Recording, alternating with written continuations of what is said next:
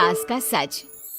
निशा की सास अंधी थी, वो ठीक से देख नहीं सकती थी, लेकिन शादी के बाद माँ जी खाना खा लीजिए, और हाँ मैं आपको दवाई दे रही हूँ, वो भी खा लीजिए। नहीं नहीं बेटा, तू बस खाना बना ले, मुझे अंदाजा है मैं खुद ही खा लूंगी सब कुछ। रोज सुबह निशा की सास की आदत थी। निशा बेटा, सब्जी दे दे, मैं काट देती हूँ। अरे नहीं नहीं माँ जी, आपको चाकू लग सकता है। नहीं नहीं बहू, मुझे अंदाजा है कि कैसे काटना है, काफी वक्त से कर रही हूँ ना मैं। वैसे भी डॉक्टर ने कहा है कि थोड़ा बहुत काम करना जरूरी होता है। माँ जी डॉक्टर ने कहा है तो दे देती हूँ आपको, लेकिन मेरा मन नहीं मान रहा। अरे बहू, काम नहीं करूँगी तो कैसे चलेगा, बिल्कुल ही अपाहिज हो जाऊंगी। निशा सास को वो जो काम बोलती वो करने दे देती है। एक दिन निशा की सहेली का फोन आता है। सास सुन रही होती है कि वो किसी से बात कर रही है। क्या हो गया रमा, हमेशा परेशान से ही क्यों रहती हो? आ जाओ ना कभी मेरे घर पर। अरे नहीं रे, तुझे परेशान नहीं करना चाहती हूँ। मैं जानती हूँ तेरी सास अंधी है। अरे कैसे मैनेज करती होगी तू अकेले? मेरे घर में मेरी सास कोई काम नहीं करती। मैंने तो इनको साफ कह दिया है कि काम करेंगी तो ठीक है, नहीं तो इन्हें वृद्धाश्रम छोड़ आऊंगी। निशा की सास सहेली की बात सुनकर डर जाती है। वो बिना निशा का जवाब सुने वहां से चली जाती है। सास के जाने के बाद निशा कहती है, अरे नहीं नहीं, मेरी सास तो पूरा काम करती है। वो सब्जी काट देती है तो मैं छोंक देती हूँ, वो आटा गूंथ देती है तो मैं रोटी बना देती हूँ। अरे माँ जी तो झाड़ू भी इतना अच्छा लगाती है कि किसी को लगे ही नहीं कि किसी अंधे इंसान ने झाड़ू लगाया होगा। तू तो किस्मत वाली है। अरे मेरी सास के तो सारे अंग ठीक होने के बाद भी मगरमच्छ की तरह पसरी रहती है, सारा दिन सारी रात।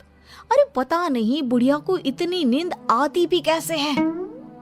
खैर वक्त बीतता है और एक दिन निशा मोहल्ले में पति के साथ जा रही होती है कि सास की सहेली मिल जाती है। अरे आंटी कैसी हैं आप? कहाँ जा रही हैं?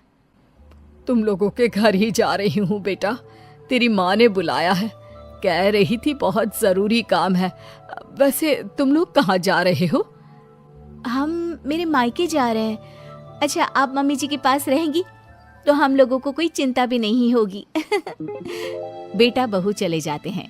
सहेली निशा के घर में जैसे ही घुसती है, उसकी सास कहती है, आ गई रीना, जब से अंधी हो गई हूँ तू तो आती ही नहीं घर। अरे क्या बताऊं सीमा, तेरा तो मुझे कुछ समझ में ही नहीं आया। अरे जैसे ही बेटी की शादी हुई उधर तू अंधी हो गई, कैसे? मतलब समझ में नहीं आया। सास जोर जोर से हंसती है। अरे पागल हो गई है क्या? किसी अच्छे डॉक्टर को दिखाना, ठीक हो जाएगी। मन नहीं करता क्या दुनिया देखने का? कल को पोता पोती होंगे, उन्हें कौन खिलाएगा? तेरी भी तो बहू आई है, तेरे भी तो बेटे को बच्चा हुआ, कितना खिला लिया तूने। अरे हमारी तो किस्मत ही फूटी थी। लड़की की पहले दिन से ही डिमांड थी कि सास ससुर के साथ नहीं रहना, चाहे जो हो जाए। अब बोल क्या करती मैं? फिर क्या कर लिया तूने? दोनों आंखें होने के बाद भी परेशान ही है ना? हाँ पर चल कम से कम दुनिया देख तो रही हूँ ना, तेरी तरह अंधी तो नहीं हो गई। निशा की सास शांत हो जाती है। उनकी आंख से आंसू गिरने लगते हैं। अरे अरे रो मत, क्यों रो रही है? वैसे भी दुनिया में ऐसा कुछ नहीं है कि जो देखा जाए। चालाक बहुएं और ऊपर से वो बेटे जिन्हें बचपन से सीने से चिपका कर पाला, वो भी बीवियों के कहने पर माँ से लड़ पड़ते हैं। तेरी गुलाबी रंग की साड़ी बहुत अच्छी लग रही है, और ये जो चश्मे का फ्रेम है ना, जच रहा है तुझ पर। सहेली शांत हो जाती है। मतलब तू अंधी नहीं है, तू देख सकती है। हाँ, तू मेरी सबसे खास सहेली है, इसलिए बता रही हूँ। मैं ठीक हूँ, बिल्कुल ठीक। अरे तो फिर अंधी होने का नाटक क्यों कर रही है? दुनिया देख ली है मैंने, देखा है मैंने कैसे सास को देखकर बहुएं रंग बदलती है। मैं अपने बेटे के बिना नहीं रह सकती। पति का साया तो पहले ही उठ गया, बेटे को बहू ले गई तो क्या करूंगी। सारा काम कर देती हूँ, वो इसी में खुश है। सहेली निशा की सास को गले लगा लेती है। लेकिन झूठ बोलकर कब तक? अरे कब तक ऐसे रहेगी? थोड़ी ही देर में बाहर से बेटा बहू के आने की आवाज आती है। बस चुप कर, जो मैं कर रही हूँ बस साथ दे मेरा, नहीं तो। बहू घर पर आती है। सामने 2 कप में चाय, शादी के एल्बम और कुछ खाने पीने का सामान रखा था। माँ जी, कुछ खाया आपने? खाना क्या है बहू, बस चाय पी है। सब्जी दे दे, मैं काट देती हूँ, रात के खाने की तैयारी हो जाएगी। अरे नहीं माँ जी, मैं खाना बना लूंगी, आप आंटी के साथ बैठिए ना। बहू सारा खाना बनाकर सास को आवाज देती है और सभी बैठकर खाना खाते हैं। माँ जी, ये लीजिए, कटहल खा लीजिए, ये कह रहे थे कि आपको बहुत पसंद है। हाँ, ला दे। बहू सास को रोटी का डिब्बा पकड़ाती है, लेकिन सास नहीं पकड़ती। वो कटहल देना बहू। बहू जल्दी से सास को कटहल दे देती है। अगले रोज फिर सास झाड़ू लगा रही होती है कि बहू कहती है, माँ जी, आप ठीक से झाड़ू नहीं लगा रही, पीछे देखिए कितना सारा कचरा फैला हुआ है, लाइए मैं लगा देती हूँ। सास डर जाती है और पीछे देखती है। कहाँ बहू? अरे कहीं तो नहीं है कचरा, देख। नहीं माँ जी, आप देख नहीं सकती ना, इसलिए आपको नहीं दिखा। बहू सास से झाड़ू लेकर सारे घर में झाड़ू लगा देती है। सास अब जो काम करने जाती, बहू उनसे छीन लेती। क्या बात है बहू, आजकल तुम मुझे कोई काम क्यों नहीं करने देती? माँ जी, काम ही क्या है, हम 3 लोगों के लिए खाना और 2 कमरे की घर की सफाई, ये तो मैं आसानी से कर सकती हूँ। सास को समझ में नहीं आता कि आखिर बहू ऐसा क्यों बोल रही है। वो कुछ दिनों तक सब देखती है और फिर एक दिन बहू की सहेली आती है। अरे रमा, क्या बात है, कैसे आना हुआ? बैठ, मैं चाय लाती हूँ। अरे नहीं नहीं निशा, तू सहेली से बात कर, मैं ले आती हूँ चाय। वाह, क्या बात है, तेरी सास को आंख से दिख भी नहीं रहा, लेकिन चाय बनाने को तैयार। और एक मेरी वाली है, हाथ पैर हिलाने की भी पैसे लेती है। वैसे यार आज मैं रिलैक्स हूँ, छोड़ आई मैं उन्हें वृद्धाश्रम। सास डर जाती है और अंदर से चाय बनाकर ले आती है, लेकिन डर के मारे सास के हाथ से चाय की ट्रे गिर जाती है। बहू की सहेली बोल पड़ती है, अरे कुछ काम होता नहीं है तो करती क्यों है बुढ़िया, एहसान दिखाने के लिए? अरे मैं तो कहती हूँ तू भी इस अंधी को वहीं छोड़ा। नहीं नहीं निशा बहू, मुझे माफ कर दे, गलती से ट्रे गिर गई, मैं सारा काम करूँगी, बस मुझे मेरे बेटे से अलग ना कर, मैं नहीं रह पाऊंगी उसे देखे बिना।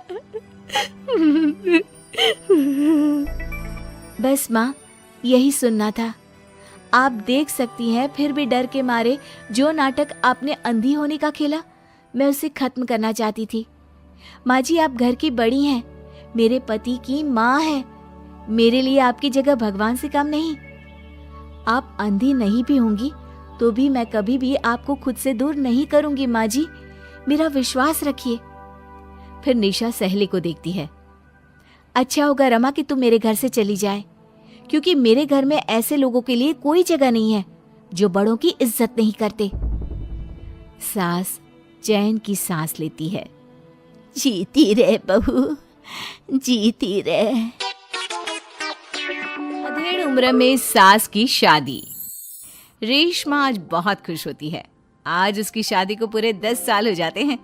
घर में खुशी का माहौल होता है और इसी खुशी में रेशमा घर में तरह तरह के पकवान भी बना रही होती है। इसी बीच रेशमा की पड़ोसन उनके घर आती है और उससे कहती है, क्यों रेशमा, आज घर में बड़े पकवान बन रहे हैं, कुछ खास है क्या आज? आज ही के दिन मेरी शादी हुई थी और आज मेरी शादी को पूरे 10 साल हो चुके हैं। अच्छा, शादी से याद आया रेशमा, क्या तुझे पता है हमारे पास वाले ही एक गांव में 70 साल की एक बुढ़िया औरत अपनी दूसरी शादी रचा रही है। क्या 70 साल की बुढ़िया औरत की दूसरी शादी? अरे जिस उम्र में लोग पूजा पाठ करते हैं वो बूढ़ी औरत रंगरलियां मना रही है। इतना ही नहीं, सुनने में तो ये भी आ रहा है कि उस बूढ़ी औरत के 2 बेटे, बहू और 4-4 पोते पोतियां भी हैं। तौबा तौबा, सच में जमाना बहुत खराब आ चुका है। कोई शर्म लिहाज नाम की चीज तो बची ही नहीं इस दुनिया में। हमारे परिवार के तो ऐसे संस्कार नहीं है। रेशमा, जमाना बहुत आगे निकल गया है। आजकल क्या बच्चे और क्या बूढ़े, सभी पर एक जैसी जवानी छा रही है। हमारे लिए तो ऐसा सोचना भी पाप है। वैसे कब है उस बूढ़ी औरत की शादी? आपको कोई जानकारी है क्या? मुझे क्या, पूरे गांव वालों को पता है इस शादी के बारे में। कल ही तो है। अरे वाह, कल तो योगेश के पापा भी छुट्टी पर हैं। एक काम करते हैं, हम भी चलते हैं इस बूढ़ी औरत की शादी में। आखिर देखे तो सही कि कौन है वो बेशर्म बुढ़िया औरत जो पोता पोती खिलाने की उम्र में प्यार के फूल खिला रही है। पड़ोसन वहां से चली जाती है, जिसके बाद रेशमा सोच में पड़ जाती है। शाम को जब रेशमा का पति अमित घर आता है तो वो रेशमा को हैरान परेशान देखकर पूछता है, क्या हुआ रेशमा, आज बहुत परेशान सी लग रही हो? कुछ खास नहीं, एक बुढ़िया औरत के बारे में सोच रही थी। कौन सी बुढ़िया औरत? रेशमा अमित की ओर देखती है और उसे बताते हुए कहती है, हमारे पास वाले गांव में ही एक बूढ़ी औरत है जो अपनी उम्र के आखिरी पड़ाव में अब लव अफेयर कर रही है और कल उसकी शादी भी है। ताज्जुब की बात तो ये है कि उसके 2 बहू बेटे और 4-4 पोते पोतियां भी हैं, फिर भी किसी ने उसे नहीं रोका। अरे इतना भरा पूरा परिवार होने के बाद वो अपना दूसरा घर क्यों बसाना चाह रही है? पता नहीं जी, मैं सोच रही थी कल आपकी भी छुट्टी है तो क्यों ना हम भी शादी देखने चले। सुनने में आ रहा है कि कल पूरा गांव जा रहा है उसकी शादी देखने के लिए।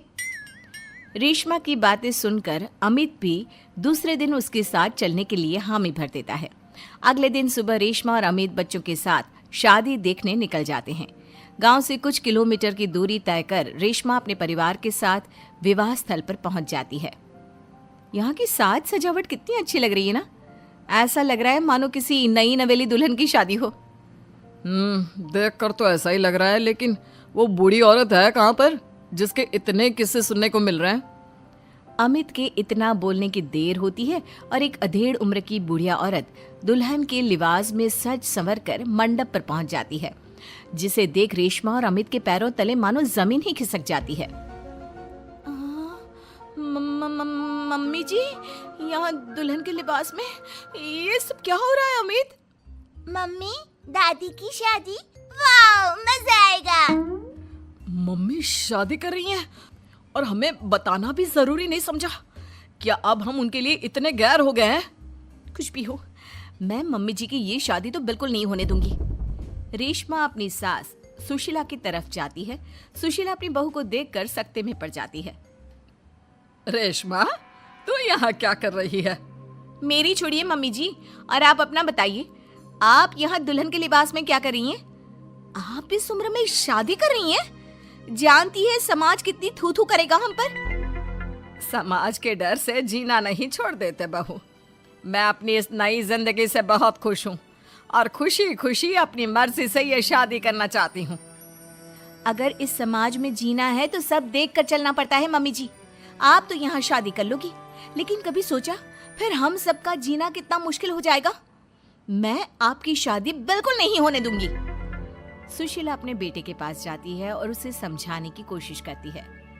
बेटा, अब तू ही कुछ समझाना बहू को। इस शादी को लेकर मेरे भी वही अरमान है जो हर लड़की के उसकी शादी पर होते हैं बेटा। मैं क्या समझाऊं माँ उसे? आप इस उम्र में शादी करने जा रही थी और आपने हमें बताना भी जरूरी नहीं समझा, क्योंकि मैं जानती थी कि तुम लोग कभी मेरी शादी से खुश नहीं होंगे, इसलिए मैंने तुम लोगों को कुछ नहीं बताया। मम्मी जी, ये सब सोचने से पहले कभी आपको हमारी इज्जत का ख्याल नहीं आया?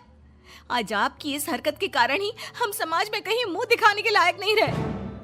बहू, कब तक तुम यूं ही समाज के बारे में सोचती रहोगी? ये लोग आज 100 तरह की बातें बनाएंगे और कल को सब भूल जाएंगे। क्या इनके डर से मैं जीना छोड़ दूं?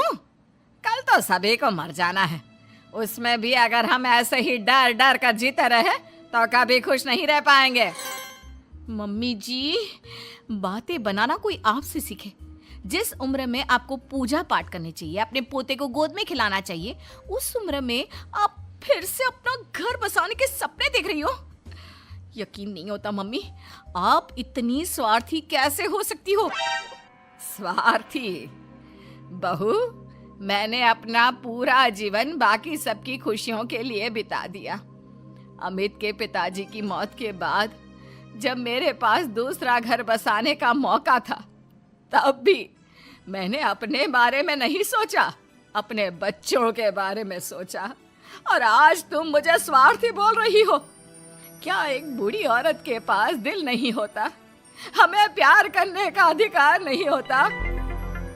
सुशीला की बातों ने सभी को सोच विचार करने पर मजबूर कर दिया। किंतु रेशमा, हर किसी को अपना जीवन जीने का अधिकार होता है मम्मी जी, लेकिन आपके साथ 3 और जिंदगियां भी जुड़ी हुई है। हम आपके कारण बदनामी का घूंट नहीं पी सकते मम्मी जी। आज तुम दोनों को अचानक मेरी और इस समाज की इतनी परवाह क्यों हो रही है? यह बदनामी और समाज के तानों का डर तब तुम लोगों के जहन में क्यों नहीं आया, जब 2 बेटों और बहुओं के होते हुए भी मुझे अकेले उस एक कमरे में रखकर घूंट घूंट कर जीवन यापन करना पड़ रहा था? तब तुम लोगों को याद नहीं आया मुझसे कितनी जिंदगियां जुड़ी हुई हैं? सुशीला की बातें सुनकर रेशमा और अमित अपना सिर झुका लेते हैं। उन्हें अपने से हुई गलती का एहसास हो जाता है, लेकिन अब भी कहीं ना कहीं उनके दिमाग में लोग क्या कहेंगे ही चल रहा था, जिसके डर से वे खामोश होकर खड़े रहते हैं। तभी सुशीला जी आगे कहती हैं, ठीक है, अगर तुम लोग नहीं चाहते कि मैं फिर से विवाह करूं और अपने नए जीवन की शुरुआत करूं, तो मैं ये शादी नहीं करूंगी और साथ ही ये घर छोड़कर भी चली जाऊंगी। फिर ना तुम लोगों की कोई बदनामी होगी और ना ही कोई तुम्हें आकर ताने मारेगा। सुशीला की बातें सुनकर रेशमा और अमित दोनों सोच में पड़ जाते हैं। कुछ देर सोचने के बाद रेशमा कहती है, नहीं मम्मी जी, आप घर छोड़कर मत जाइए। आप सच कह रही हैं। अगर हम ऐसे ही समाज की परवाह करते रहे तो हम कभी खुशी खुशी नहीं जी पाएंगे। हाँ माँ, और आज बचपन से तेरे हर निवाले और प्यार का कर्ज मैं चुकाऊंगा।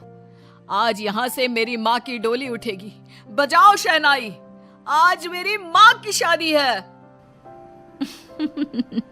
फिर क्या, अपने बहू बेटों की रजामंदी के साथ सुशीला खुशी खुशी 7 फेरे लेकर नई नवेली दुल्हन बन जाती है और सब शादी की खुशियों में मगन हो जाते हैं।